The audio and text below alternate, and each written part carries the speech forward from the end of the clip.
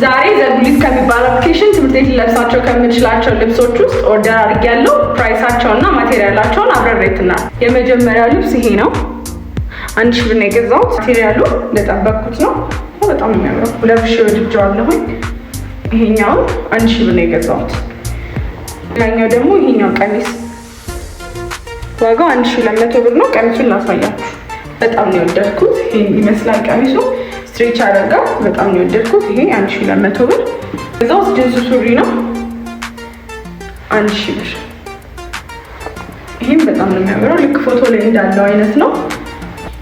ሌላ ደግሞ እነዚህ ቲሸርቶች 5 የተለያየ ከለር ዋጋው ከታያችሁ አላውቅም 1600 ብር ነው የገዛው። እነዚህ የተለያዩ 5 ከለሮች ማለት ነው በ1600 ብር እና ይሄን ቲሸርት ጨምሮ ማለት ነው። ስለዚህ እናንተ አፕሊኬሽኑን አውርዱ። ዘጉሊት ይባላል። ከታች ሊንኩን አስቀምጥላችኋለሁ። ባሪፍ ዋጋ ነው ያላችሁ። አውርዱና ተጠቀሙበት።